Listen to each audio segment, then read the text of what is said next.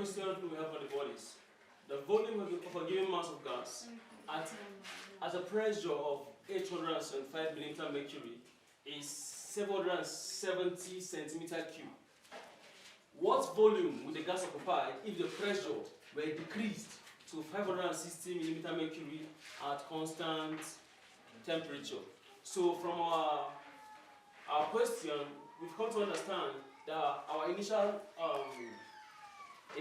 pressure, which is P1, is 875 millimeter mercury.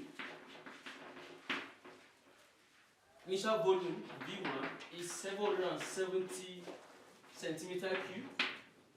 And it says what volume, it means the final volume is unknown. V2 equals to question mark. Then the final pressure P2 is equals to 560 millimeter mercury. So from looking at our data as gotten, we've come to understand that this question is actually Boyle's law, which is using P1 V1 equals to P2 V2. So therefore, we are looking for V2. V2 is unknown. We'll say divide both sides by what? By P2. So dividing both sides by what? By P2. Therefore, V2 equals to, now, what's our P1? Our P1 is 875. 875 times, what's our V2? Sorry, our V1. Our V1 is 770 all over. What's our P2? Our P2 is 560. 560. So therefore, if you do your calculations correctly, the answer is supposed to be 1,203 centimeter cube. 1,203 centimeter cube. So this is our final pressure. So our final volume that will be occupied at 560 millimeter mercury. So we shall proceed to the next question now. So the question before us is, a given mass of a gas whose volume is 540 dm cube at 760 millimeter mercury is compressed to 300 dm cube in a compression tube.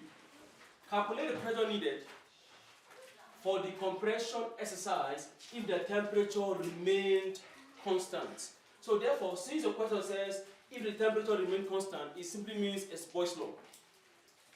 So therefore, using P1 V1 equals to P2 V2.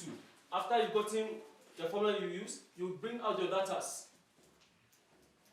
Our V1 initial volume is equals to 540 dm cube. Initial pressure P1 equals to 760 millimeter mercury. Then our V2 final volume V2 is equals to 300 dm cube. Our final pressure P2 is unknown because the question said calculate the pressure needed for the exercise. It means the pressure is what? Is unknown. Now using P1 V1 equals to P2 V2. So since we're looking for P2, we'll say divide both sides by what? By V2. Now we have P2 equals to, our P1 is 540 dm cube times our V1 is, our V1 is 540 dm cube, our P1 is 760 millimeter mercury, divide by V2 which is 300 dm cube. So if you do your calculations correctly, that should multiply 540 times 760 divided by 300, you should get 1,368 millimeter mercury. 1,368 millimeter mercury. So 1,368 millimeter mercury is the answer to the above question. So now we shall proceed to the next question. 375 centimeter cube of a gas has a pressure of 770 millimeter mercury. Find its volume if the pressure is reduced to 750 millimeter mercury. So therefore, what we are looking for in this question is volume.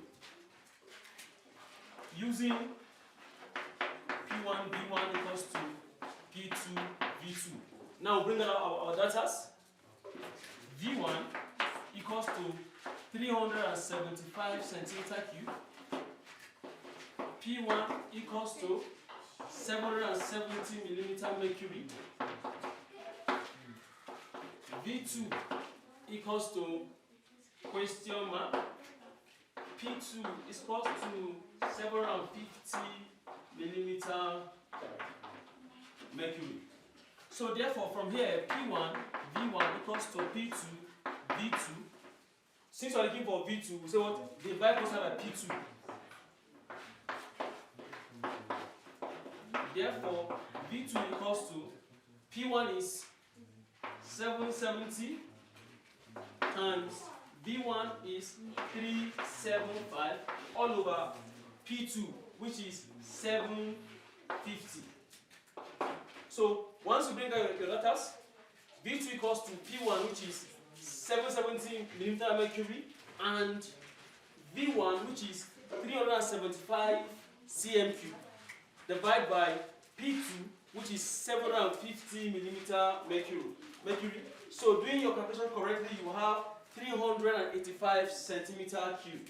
385 centimeter cube. The initial volume of a given mass of gas is 230 centimeter cube at a temperature of 20 degrees Celsius. Calculate its volume at 85 degrees Celsius, assuming the pressure is constant. So from the word pressure is constant, we must understand that this is Charles' law. Solution using V1 over T1 equals to V2 over T2. When you multiply, it will give you V1 T2 equals to V2 T1. So now we'll bring out our data. Initial volume V1 equals to 230 centimeter cube. P1 equals to, sorry, not P1 rather, T1. T1 equals to 20 degrees Celsius. But mind you, when solving for Charles' law, you have to convert degrees Celsius to Kelvin. So therefore, how can I convert it? I have to add 273, which is the absolute temperature, which is equivalent to 0 degrees Celsius. So therefore, now let's say this guy, 20 degrees Celsius, is equal to 20 plus 273, which is equals to 293 Kelvin. Then V2 is unknown. Then T2 equals to 85 degrees Celsius, also 85 plus 273. So 5 plus 3 will give us 8. 7 plus 8 will give us 15. Then 1 plus 2 will give us 3. So it means 85 plus 273 is 358 Kelvin. So from there, from our formula, V1 T2 equals to V2 T1. We are looking for what? For V2. Then we say divide both sides by T1. Divide both sides by T1, which will give us T1 cancel T1. Therefore, V2 is equal to, our V1 is 230 centimeter cube times our T2 is 358 Kelvin all over our T1 is 293 Kelvin. 293 Kelvin. So when you multiply 230 times 358, anything you have from these two, divide by 293, you are supposed to have 281 centimeter cube. 281 281 centimeter cube. So our answer for the above question is 281 centimeter cube. The question says, the volume of the given mass of gas is 130 centimeter cube at 273 Kelvin. Calculate the volume of the gas at 294 Kelvin if the pressure and mass are constant. So we're using Charles' law. V1 over T1 equals to V2 over T2. When you multiply, you will get V1 T2 equals to V2 T1. So now we'll bring down our data, which we have our V1. V1 equals to 130 centimeter cube. T1 equals to 273 Kelvin. V2 equals to question mark. T2 equals to 294 Kelvin. So this question seems different because the temperature is already in Kelvin, so there's no need for conversion. How wish it was in degrees Celsius, then we have to convert to Kelvin. So now we'll just proceed to our question, to the solving, giving us V1 T2 equals to V2 T1. V2 is unknown, then divide both sides by T1. T1 cancels T1, therefore V2 equals to V1. Our V1 is 130. 130 times our T2 is 294 all over our T1 is 273. So therefore, when you multiply 130 times 294 divided by 273, you should get that the volume should be 140 centimeter cube. So when you multiply this by this, divide by 273, your answer should be 140 centimeter cube.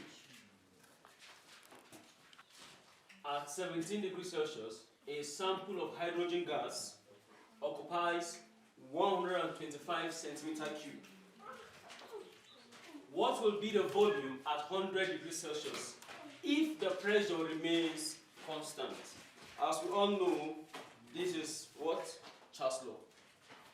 So therefore, using V1 over T1 equals to V2 over T2 will give us V1 T2 equals to V2 T1. Bringing out your data, we have our V1 equals to 125 centimeter cube, 73. So 7 plus 3 is 10, add 0, carry 1. 7 plus 1 will give us 8, plus 1, 9. So it means 17 plus 273 is 290 Kelvin. V2 is question mark unknown. T2 equals to 100 degrees Celsius, converted to Kelvin. 100 plus 273 will give us 2 plus 1 is 3. 373 Kelvin. So therefore, using our formula up there, we have V1 T2 equals to V2 T1. So V2 is unknown. Divide both sides by T1 by T1. T1 cancels T1. Therefore, V2 equals to our V1 is 125. 125 times our T2 is 373. 373 all over our T1 is 290. 290. So therefore, once you've gotten out your data and you come to this place, having V2 equals to 125 times 373 divided by 290, when you do your calculation properly, your answer should be V2 equals to 161 centimeter cube. So our answer for this question is 161 centimeter cube. The above question says, at STP,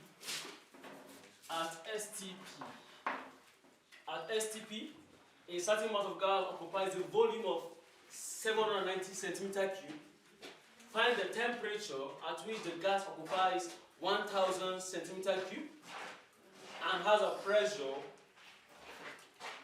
of 726 millimeter mercury. Say that STP is a certain amount of gas occupies a volume of 790 centimeter cube. Find the temperature at which the gas occupies 1000 centimeter cube and has a pressure of 726 millimeter mercury. Now, therefore, the word there STP means standard temperature and pressure, and the standard temperature, as we all know, is 273, which is the absolute temperature, and standard pressure is, though pressure has 3 units. We have the meter per meter square, we have the millimeter mercury, and we have ATM. But because the question was given to us in millimeter mercury, it means we use what? Millimeter mercury. So therefore, now at STP, it means our V1, which is this one now, our V1 is equals to 790 centimeter cube. Then our T1 is equals to 273 Kelvin. Our P1 is equals to 760 millimeter mercury. Now going down, our V2 is 1000 centimeter cube. Our T2 is question mark. Our P2 is 726 millimeter mercury. Are we following? So once we've gotten this data out, we all know that this one is Charles' law. Charles' law means a combination of Boyle's law and Charles' law together will give us what? The general gas law. The combination of what? Boyle's law and Charles' law will give us what? The general gas law. Now therefore using P1 V1 over T1 equals to P2 V2 over T2. Now from here we cross multiply. When you cross multiply, you will have P1 V1 T2 equals to P2 V2 T1. Now from here you can actually know what you're looking for, which is what? T2. Therefore we say what? Divide both sides by P1 V1. Now divide both sides what? By P1 V1. P1 V1. This one cancels this one, right? Therefore T2 equals to, what's our P2? Our P2 is 726 millimeter mercury. 726 times our V2 is 1000. 1000 times our T1 is T1 is 273. 273 all over our P1 is 760 times our V1 is 790. So after getting all the parameters and you come to T2 equals to 726 times 1000 times 273 divided by 760 times 790, your answer will be 330 points equals to 330.1 Kelvin. So your answer will be 330.1 Kelvin. So once you've gotten everything right, then your answer must be and should be 330.1 Kelvin. We shall proceed to the next question now. A given mass of gas occupies 850 centimeter cube at 320 Kelvin and 0.92 exponential 5 Newton per meter squared. Pressure. Calculate the volume of the gas at STP. Calculate the volume of the gas at what? At STP. So therefore, using P1 V1 over what? T1 equals to P2 V2 over T2. When you cross multiply, you will have P1 V1 T2 equals to P2 V2 T1. Now from here now, we'll bring out our data. So V1 equals to 850 centimeter cube, comma. T1 equals to 320 Kelvin, P1 equals to 0.92 exponential 5 Newton per meter squared.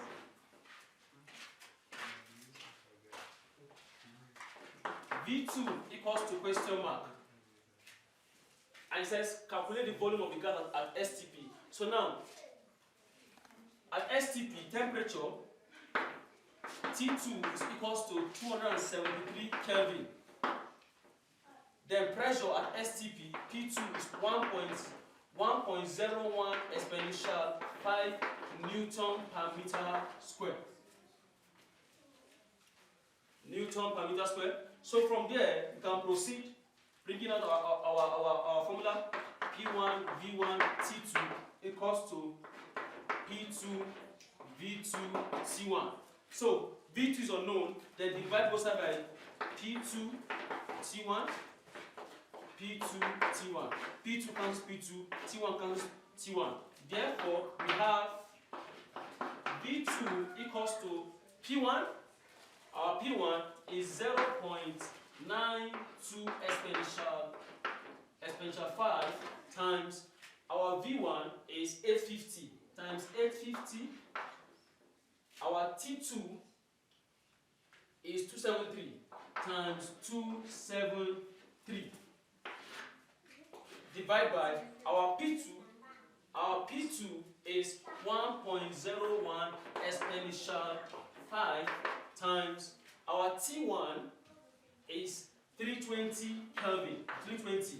So therefore, when you multiply 0.92 exponential 5 times 850 times 273 divided by 1.01 exponential 5 times 320, when you do your working correctly, you should have, your answer should be 660.5 centimeter cube. So when your workings are right, your answer should be 660.5 centimeter cube. A cylinder of compressed nitrogen gas has a volume of 3.55 dm cube and a pressure of 10.5 atm at 25 degrees Celsius. What volume would the air from the cylinder occupy at STP? So let's proceed using, as we all know, using P1 V1 over T1 equals to P2 V2 over T2. When you cross multiply, you have P1 V1 T2 equals to P2 V2 T1, right? Yes. So from here now, we bring out our what? Our data. We have volume. Our V1 is equals to 3.55 dm cube, comma. Our P1 equals to 10.5 atm, comma. Our T1 is equals to 25 degrees Celsius. When you convert it to Kelvin, you have, they just say equals to 25 plus 273 will give you 298 Kelvin. Then you come V2 unknown, question mark, is, we'll look for it. Then at STP temperature, T2 is 273 Kelvin, while pressure, while P2, since now we're using ATM in this case, is 1 ATM. 1 ATM. So therefore, we'll bring down our formula. P1 V1 T2 equals to P2 V2 T1. V2 is unknown, then divide both sides by what? P2 T1. This cancel this, this cancel this. P2 T1. Therefore, V2 is equals to, what's our P1? Our P1 is 10.5 times, what's our V1? Our V1 is 3.55. 3.55 times, what's our T2? Our T2 is 273. 273 all over. What's our P? Our P2? Our P2 is 1 ATM. 1 times, what's our T1? Our T1 is 298. 298. Therefore, V2 is, when you do your calculation correctly, you should have 34.1 dm cube. 34.1 dm cube. So the answer to the above question is 34.1 dm cube.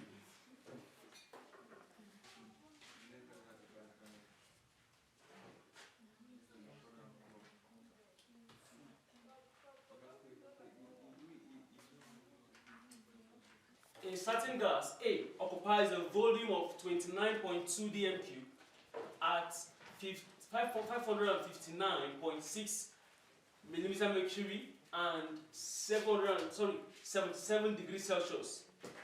Calculate the number of moles present in this gas at STP.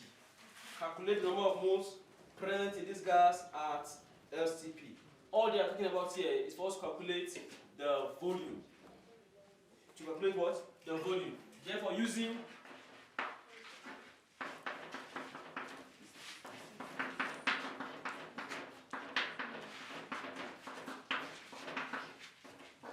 when you multiply, you have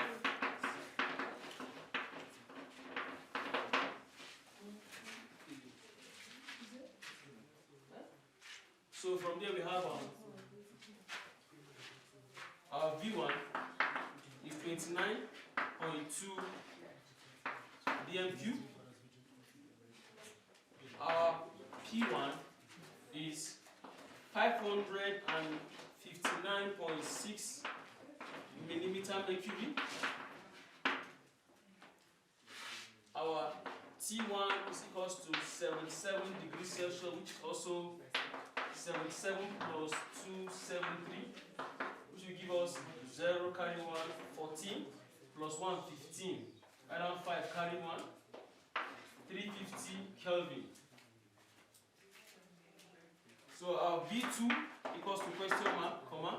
Then at STP, P1 is equals to, P2 is equals to 760 millimeter mercury, while T2 is equals to 273 Kelvin. Therefore, using our formula P1 V1 T2 is equals to P2 V2 T1. Since V2 is unknown, divide both sides by P2 T1, P2 T1. This cancel this, this cancel this. Then giving us V2 is equals to, what's our P1? P1 is 559.6 times, what's our V1? V1 is 29.2 times T2 is 273 times 273 all over P2 times T1, and our P2 is 760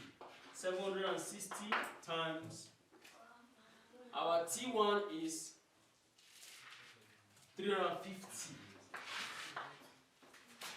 So when you multiply 559.6 times 29.2 times 273 divided by 760 times 350, your answer should be 16.77 dm cube.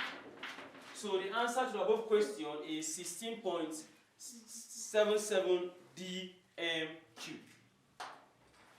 Of 1.01 exponential 5 meter per meter square and a volume of 17.2 dm cube at the temperature of 274 Kelvin, calculate its mole. R equals to 8.314 joules per Kelvin per mole. So this mole is not N equals to M over MM, not that one. So therefore, we bring out our data. And this is an ideal gas. This one is another ideal gas, giving us using PV equals to nRT, right? PV equals to nRT. Then we'll bring out our data. Our P pressure is 1.01 exponential 5 Newton per meter square. Volume is equals to 17.2 dm cube. moles n question mark R equals to 8.314 joules per Kelvin per mole. Then temperature T is equals to 274 Kelvin. So therefore, using our formula, PV equals to nRT. So to get our N, which is our mole, we divide both sides by RT. RT cancels RT. Therefore, N equals to PV, which is our P now is 1.01 exponential 5 Newton per meter square times our V, which is 17.2 dm3, divided by RT. Our R is 8.314 joules per Kelvin per mole times our temperature, which is 274 Kelvin. So now we calculate 1.01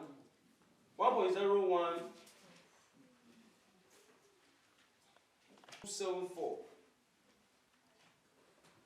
We give us our mole is equals to 762.58 moles.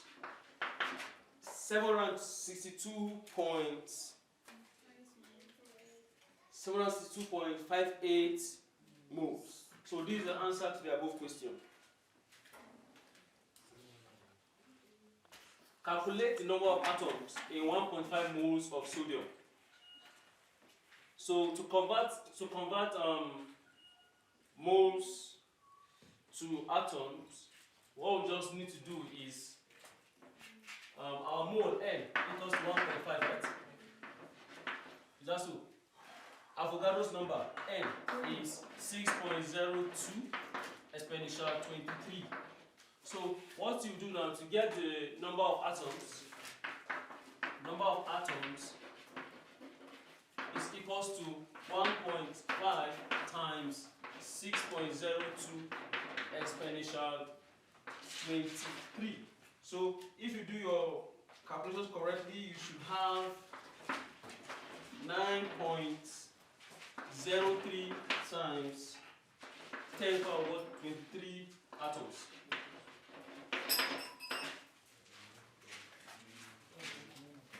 That's the answer. The answer to the question is 9.03 exponential 23 atoms.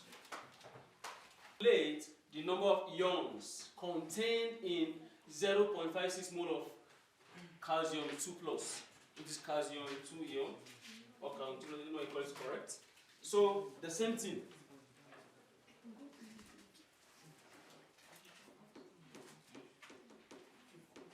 Okay. N equals to 0.56 moles of calcium 2 plus. Avogadro's number 6.02 exponential 23. The number of ions. Is 0.56, which is the number of moles of calcium 2 plus times Avogadro's number 6.02 exponential 23. So when you do your mathematics correctly, you should have 3.37 exponential 23. So the answer to the above question is 3.37 exponential 23 ions. So therefore, let's go and say N, which is the number of moles, equals to what? 0.85 mole of H2SO4. Then Avogadro's number N is equals to 6.02 exponential 23. Number of molecules is equals to, then you just multiply what? Your number of moles times Avogadro's number. 0.85 times 6.02 exponential 23. So when you do your calculations correctly, you should have 5.12 exponential 23. 5.12 exponential 23 molecules.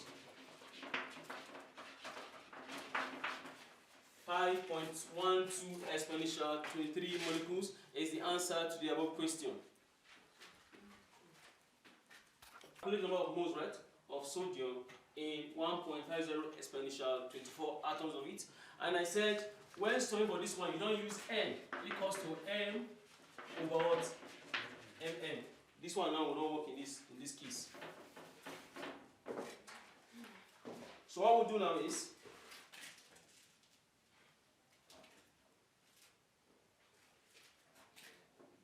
our m equals what? Unknown, right? Then we have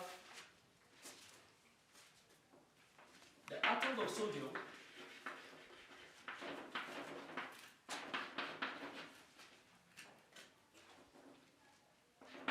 is 1.50 exponential 24.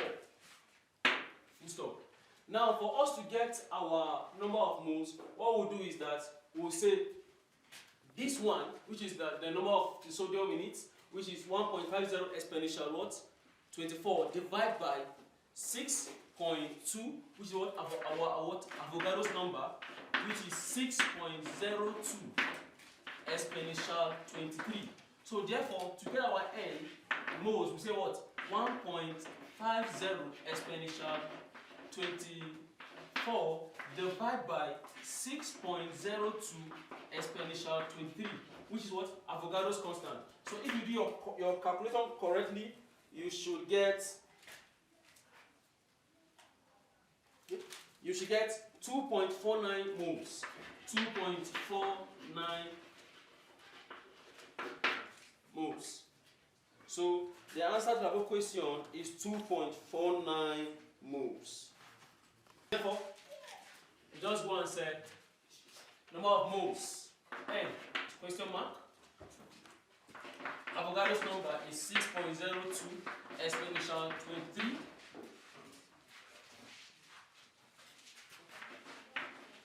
Number of calcium ion is equals to 3.91 exponential 24. So for us to get the number of moles, all we need to do is n equals to 3.91 exponential 24 divided by 6 6.02 exponential 23. So if you do your calculation correctly, your answer should be 6.49 moles. So if your calculations are right and correct, your answer should be 6.49 moles. That's the answer to the above question.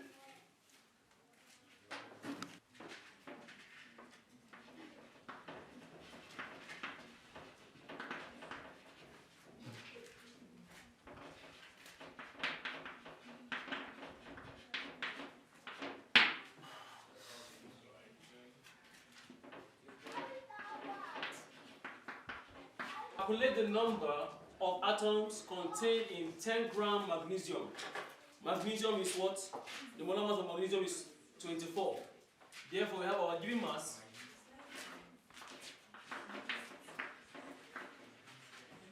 Given mass of magnesium is equals to 10 grams. Molar mass of magnesium is equals to 24. Avogadro's number is equals to 6.02 exponential 23. Then number of atoms is equals to 10 times 6.02 exponential 23 divided by 24. So if you do your calculation correctly, 10 times 6.02 exponential 23 divided by 24, your answer should be 2.51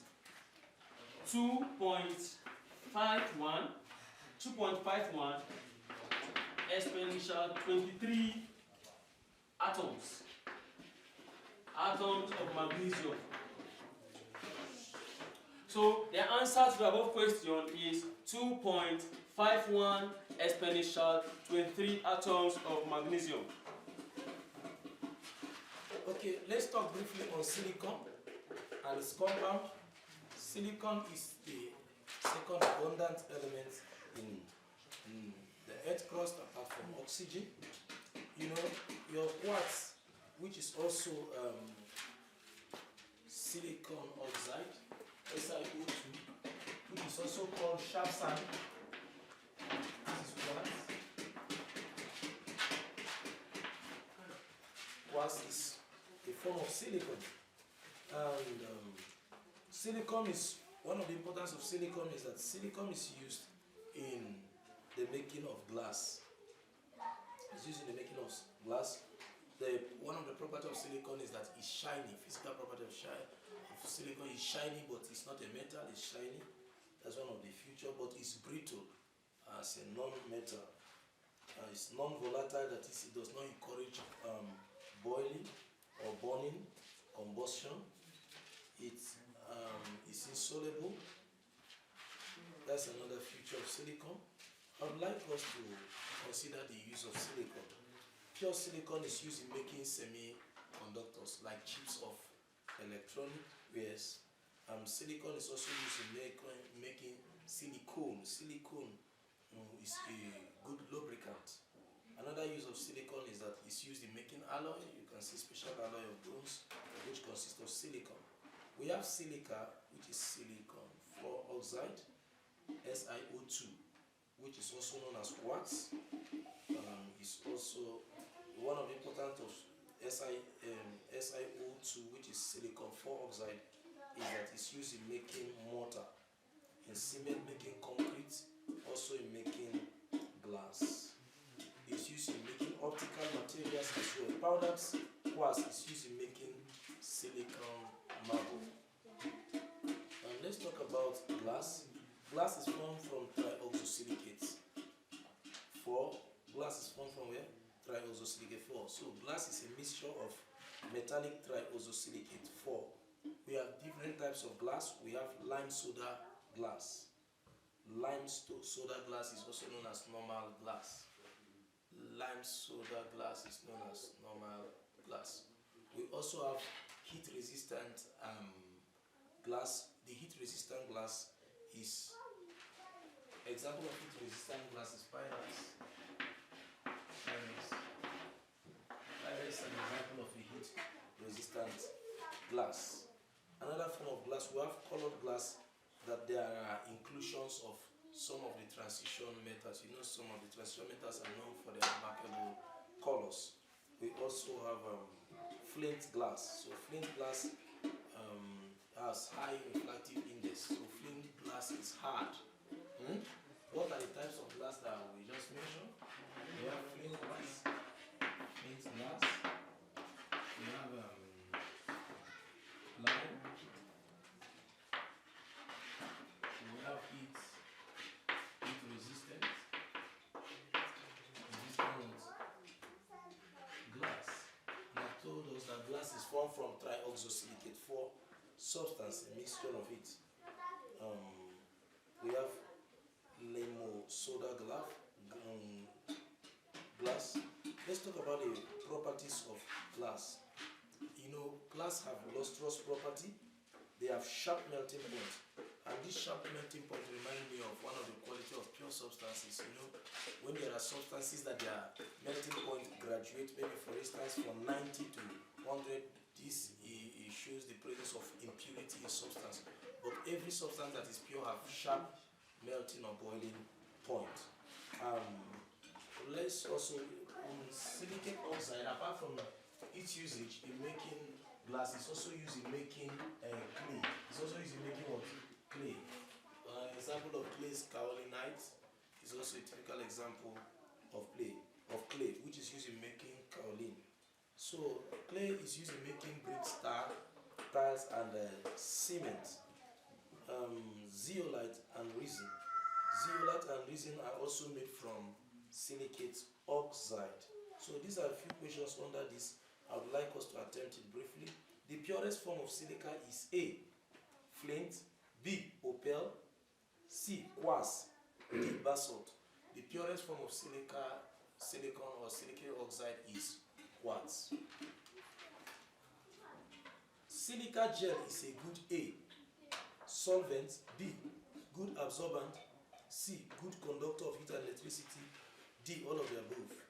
The answer is that it's a good absorbent. You know, silicate gel is an example of the represent substance. It's used in the desiccator to absorb moisture.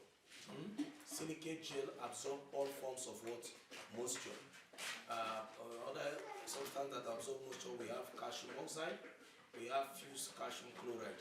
All of these things absorbs moisture. H2SO4 also absorb moisture. So the answer here for silicate gel is a good absorbent. Viscous liquid. Okay. Water glass is a what?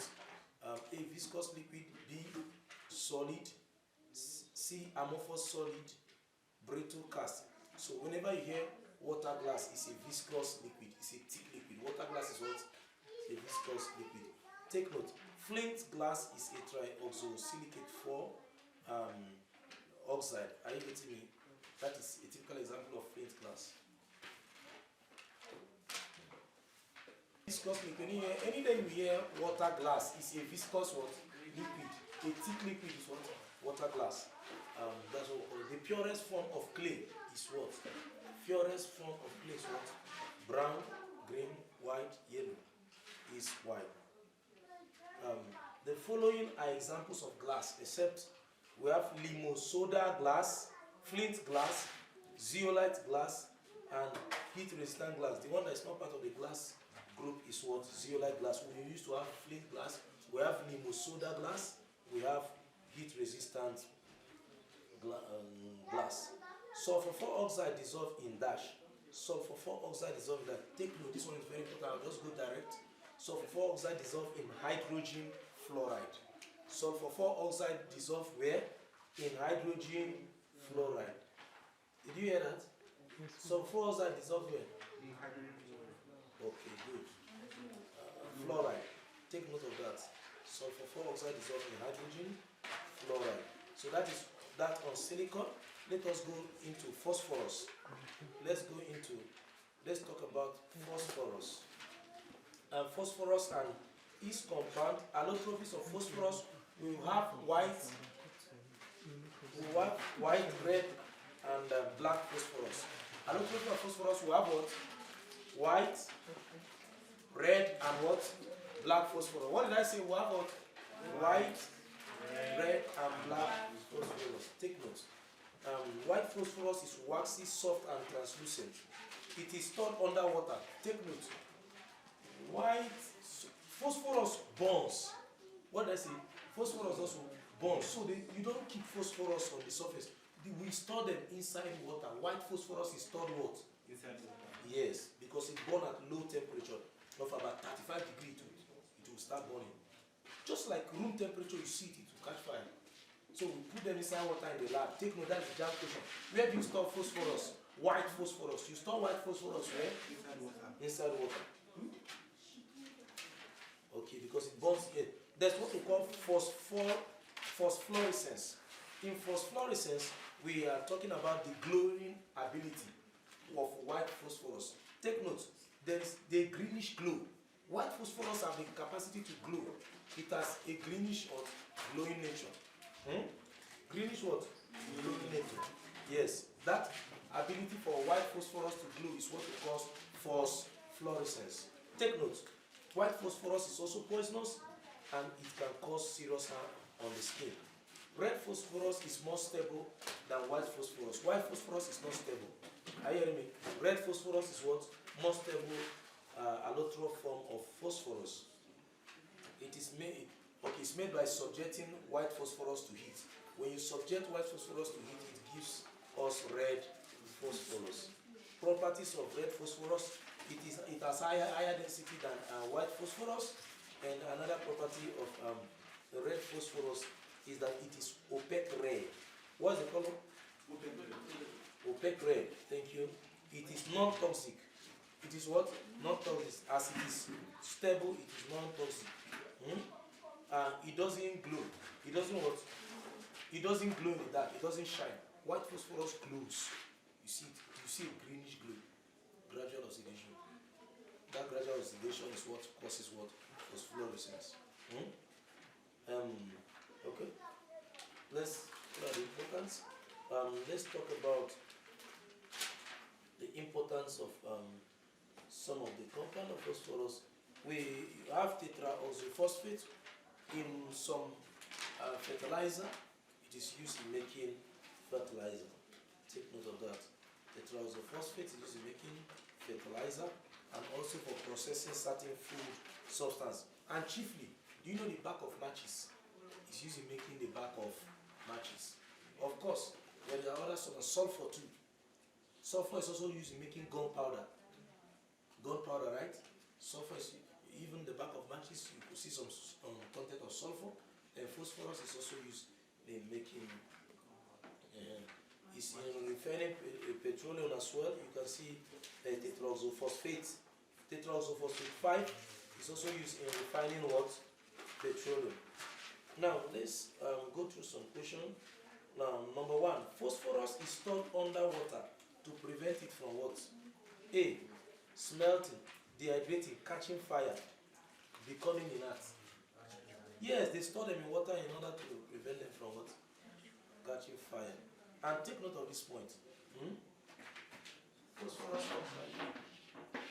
This one is a form sublimate. What are sublimate? They can move directly from solid to gas, right?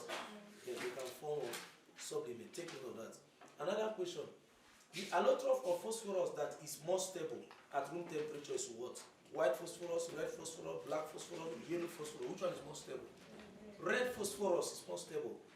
Another question is, the most important and common allotrope of phosphorus is what?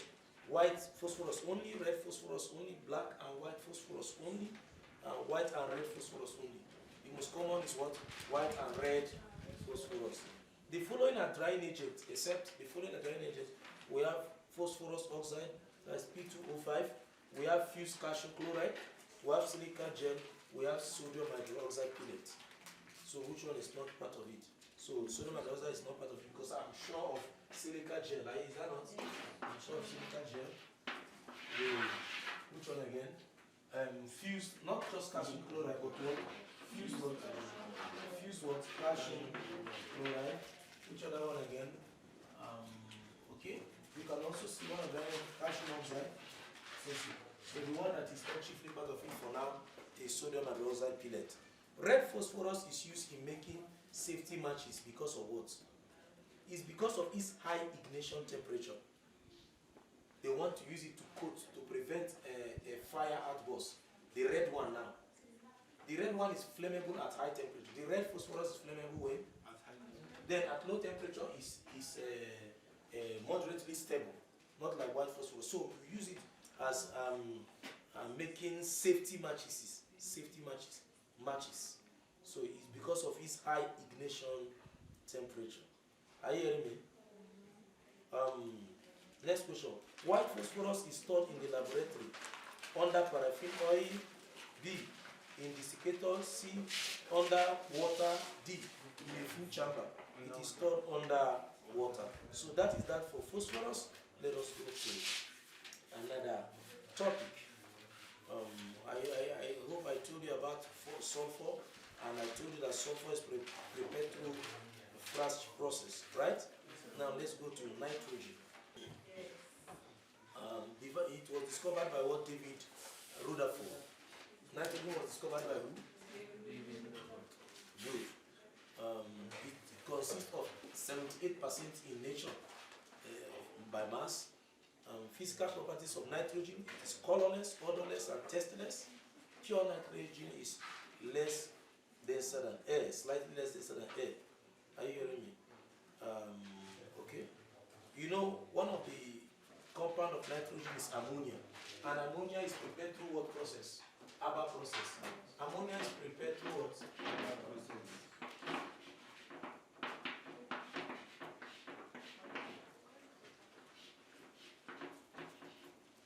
So what catalyst do you use to Haber process?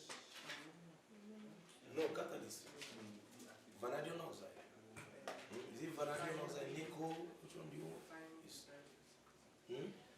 finely divided nickel or vanadium oxide. Finely divided iron. What catalyst do you use in our process? A, nickel, finely divided iron, and number 3 is vanadium oxide. Which one do you use? Iron. Finely divided iron is used as catalyst in the preparation of ammonia for herbal process. Is that so? Okay. Ammonia is slightly soluble in water. What is responsible for the solubility of ammonia? It's because of the presence of hydrogen bond. What is responsible for the solubility of ammonia? Is because of the presence of what? Hydrogen bond. So the ratio of nitrogen to hydrogen in ammonia is 1:3. Nitrogen is what? 1. Hydrogen is what? 3. Ammonia have basic is an alkaline gas. Ammonia is what? Alkaline gas. Take note, because if you put down red litmus paper, it bleaches it or turns it to what? Blue. An alkaline gas. Now, test for ammonium salt. Ammonium salt. We also have ammonium salt. Test for ammonium salt. If you add ammonium to sodium hydroxide, a gas will be evolved. A gas will be what? Because of its characteristics, irritating smell, and it turns red litmus paper how? Blue. Now we have nitrogen 1 oxide. Nitrogen 1 oxide. We also have another. Some of the compound of nitrogen will have nitrogen 1 oxide. N2O. We also have laughing gas. This is laughing gas, right? Yes. Formula for laughing gas.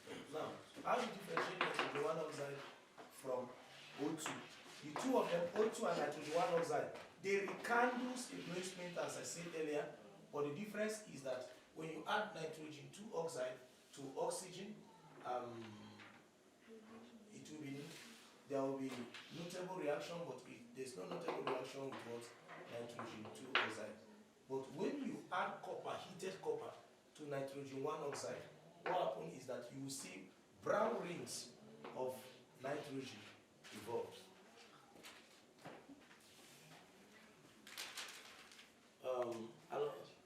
Ammonium salt are electrovalent compound. Ammonium salt are what? What does I say? Ammonium salt are electrovalent compound which contain ammonia. Which contain ammonium as a cation. Some of them could be covalent. You see, ammonium. One of the ammonium salt is what? Ammonium chloride. Are you getting me? It has the ability to sublimate, to move directly from solid to gas. I also know that iodine, solid iodine also moves from solid to what? Gas. Also another example of what? Sublimate. Ammonium chloride is one of the compound of ammonium. Okay. Test for nitrogen 2 oxide.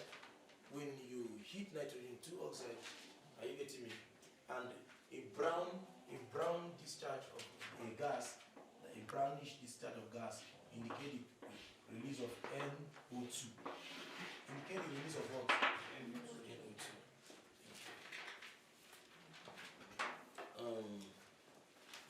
Triazonitrate is one of the gas. It's an oxidizing agent. But take note, aluminium and iron do not react with concentrated triazonitrate 5-acid. Take note, aluminium and what? And iron do not react with what? Concentrated triazonitrate 5-acid.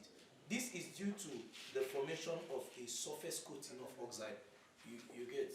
There will be a surface coating of oxide that will inhibit the reaction between hydrogen triazonitrate 5-acid and ammonia, or between hydrogen triazonitrate acid and aluminium or iron. So I repeat, aluminium and iron do not react with what? Concentrated triazonitrate 5-acid. This is as a result of a coating of oxide that prevents further chemical reaction from occurring. Now there are other sensitive points. Take note, gold and platinum are not attacked by triisonitrate 5 acid. Gold and what? Platinum are not attacked by what? By triisonitrate 5 acid. We're talking about decomposition. When you decompose hydrogen triisonitrate, the decomposition reaction imparts a yellow colored substance. When that yellow colored substance is observed, it shows that nitrogen 4 oxide is in that particular acid. Use of triisonitrate 5, it is used as an oxidizing agent. Triisonitrate 5 is used as what? As an oxidizing agent. It also serves as rocket fuel. Is used also in the production of aqua reagents and other mixtures. Okay. How do you test for triisonitrate 5? You use H2SO4. You use what? H2SO4. It's one of the ways to test for triisonitrate 5. But my concern today is on the ring test. Is on what? The ring test. Note that whenever NO2 is released, NO2 gas, there will be a ring of what? There will be brown rings of NO2 gas. Nitrogen cycle is the circulation of nitrogen from the atmosphere to the soil and back to the atmosphere in that order. There are bacteria that act in that regard. We have azotobacter, we have nitrobacter, we have nitrosomonas. So the assignment is what bacteria converts nitrates to nitrite, or bacteria convert atmospheric nitrogen to soil nitrogen. Okay, that is that for now. There are some questions here. The gas that can best be collected by downward displacement of air is? The gas that can best be collected by what? Downward displacement of air is A. Chlorine, B. Sulfur 4 oxide, C. Carbon 4 oxide, D. Ammonia. So the one that can best be collected through downward delivery is what? Ammonia. Take note. Nitrogen obtained from the liquefaction of air has a higher density. This Jamb question. Nitrogen obtained from the liquefaction of air has a higher density than that obtained from nitrogen containing compound, because the former one, that is the one cutting from air, contains A. Water vapor, B. Oxygen, C. Carbon 4 oxide, D. Rare gas. The reason why that one is denser is because it contains rare gas. Nitrogen in the air contains what? Rare gas. Another question is this. Okay. The gas that gives brown coloration in brown ring test is what? NO, CO2, NO2, CO. The one that gives brown ring correlation in gas, which gas is that? NO2, NO2, NO2 gas gives what? Brown what? Coloration. Take notes. Nitrogen combined directly with metals except with the following metals except nitrogen combined directly with the following metals except A. Copper, P. Magnesium, C. Calcium, D. Aluminium. You know all of those. Magnesium is higher than hydrogen in the activity series, right? Which other one? Calcium is also high, aluminum is high. The one that's lower in the activity series is copper. So except copper. But nitrogen can combine with other ones to form their composite hydride. Ammonia form complex with let's just go to another question. Ammonia reacts with excess chlorine to produce dash. When ammonia reacts with excess chlorine, what does it produce? A chlorine and free nitrogen. B, an ammonia chloride. C, double chloride. D, a chloride and nitrogen 2 oxide. No, it forms ammonium chloride. That is the dense white film. That's why sometimes it's prepared in a film carbon. Nitrogen 1 oxide is different from oxygen because A, it is denser than oxygen. B, it is fairly soluble in water. C, it thermally decomposes before it rekindle grain splitter. Is only laughing gas. No, it is because it's fairly soluble in water. That's one of the difference here. Okay, that is on nitrogen. Okay, take note before we leave this topic. Nitrite is converted to soil nitrate by what?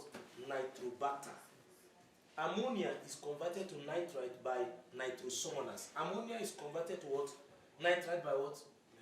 Nitrosomonas. Ammonia is NH3 converted to what? NO2. NO2 is what? Nitrite, which is done by what? Nitrosomonas. Now, the NO2, when it's converted to NO3, that is HNO3 nitrate, it is by what? Nitrobacter. Take notes. We'll stop. There are some organisms also in the root nodules of plant, which I feel you ought to also know. You ought to also know. Can I quickly chip in on iodine? Iodine now. Iodine, uses of iodine. Iodine now, under the halogens, serves as a dye in photography. As a dye, what? In photography. Take notes. Iodine is also used in the treatment of goiter. Lack of iodine in iodized salt. You know Dangote salt, iodized salt. Lack of iodine causes what? Goiter. Physical properties of iodine. It is black and shiny solid. It's sublime. Take note, iodine is sublime. I told you that iodine is one of the substances that's sublime. Iodine and ammonium chloride. This ammonium chloride is a sublimate. It moves from solid to gas. Iodine is also a sublimate that moves from solid to gas. It is almost insoluble in water and it dissolves in potassium iodide. It is soluble in ethanol and benzene as well. Fountain experiment. What gas is used in fountain experiment? Hydrogen chloride. Take note. What gas is used in fountain experiment? Hydrogen chloride. Is used in what? Fountain experiment. That is for the allergies. Okay. Do we talk about? We've spoken on hydrogen in the previous classes. Okay. Air and air pollution. Air and what? Air pollution. Pollution is the release of a wanted substance into the surrounding. And air pollution is involved in introduction of unwanted substance into the environment. So the air is a mixture. Air is what? A mixture.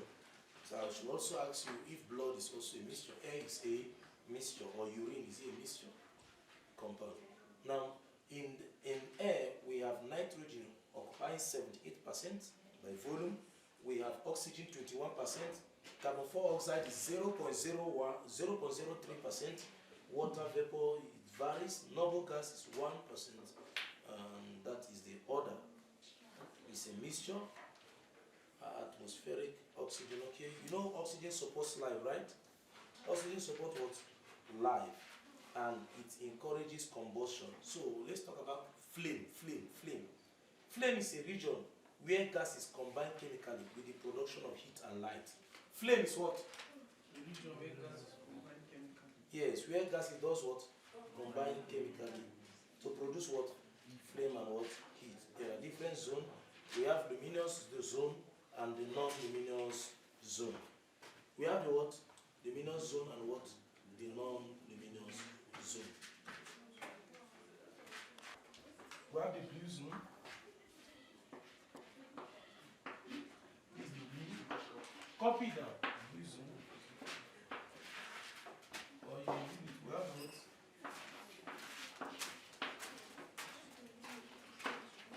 Unbound what? Gas.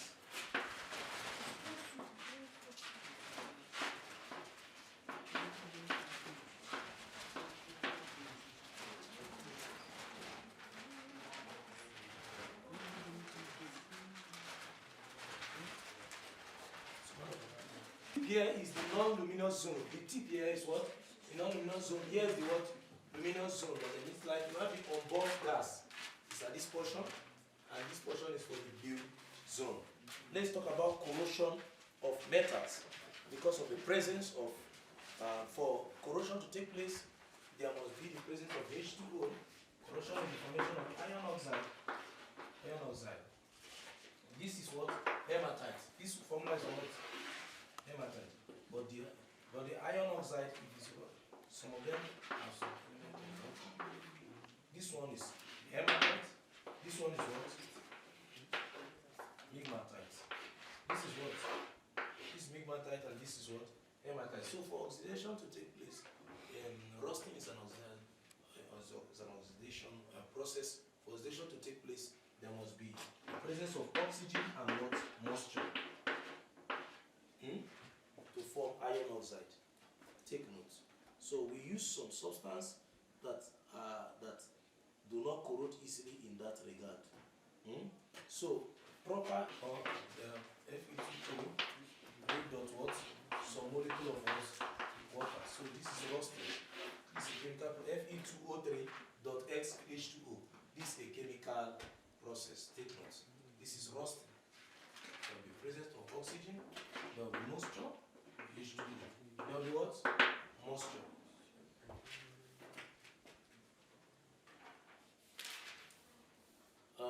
That's why to prevent rusting, ways of preventing rusting, one is what? Painting. One is what? Painting. Two is what? Greasing or oiling. Three is what? Galvanization. Galvanization is to protect the metal with substance like zinc. If you are asked in exam what element in nature is used for galvanization, you mention what? Zinc. Zinc. This is known as galvanized zinc. Electroplating is the coating of substance by another metal which it does not respond to corrosion or rusting. Example is of such metal that are used for electroplating. You can use copper. The electrolysis, you can use through electrolysis to coat one of the substance you're going to coat will serve as one of the electrodes to coat it in electroplating. Copper, tin, chromium, gold, and silver is used for electroplating. Copper, tin, chromium, gold, silver is used for what? We have enamel. Enamel. Typical of cooking utensil. Enamel is a glass. It can be substituted. Glasses does not corrode or wear out easily. So what are the ways you prevent rusting? One is what? Painting. We have electroplating, greasing, oiling, galvanizing. We have the enamel. In your teeth, sorry to digress a little in biology, what's the strongest part of the teeth?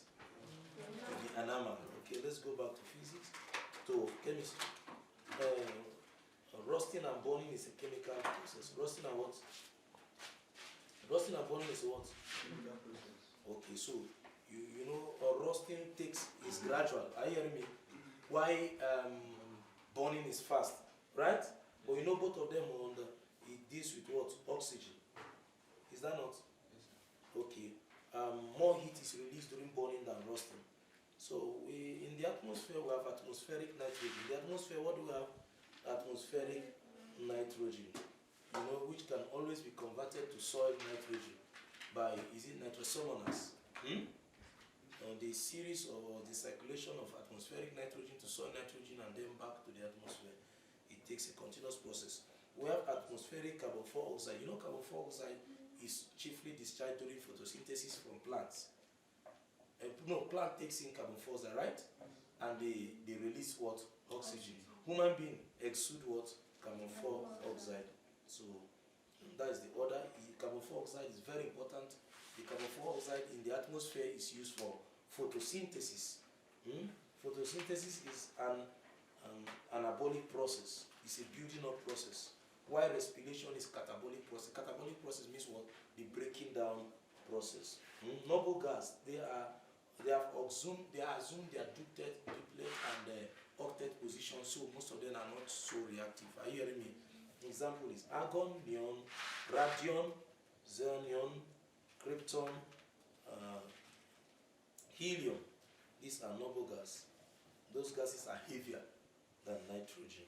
Uses of noble gas. Noble gas is used in electric lamp because it prevents oxidation of the lamp filament. It's used how? The electric lamp, because it does what? Prevents oxidation of the Yes. filament. Yes. Helium, neon, and argon is used for what? Advertisement sign. You can see some colored bright light. Colored what? Bright light is from what? Helium, neon, and what? Argon. A mixture of what? Krypton and xenon is used in photography flash. Flash tube. Photographic flash tube is a mixture of what? Krypton and what? Xenon. Are you hearing me? Neon light is also used in some special like fog lights in some cars. Radon is radioactive. It's used in machine for treatment of cancer. Radon. Radon is used in the treatment of what? Cancer. Water vapor, water and air is also useful for plants. Some of the moisture in air can be converted, they will conglomerate to cloud and precipitate down. Air pollution is the release of unwanted substance into the air. One of the chief air pollutants is SO2. It's one of the things that causes acid rain. SO2 causes what? Acid rain. One of the substances that causes what? Acid rain.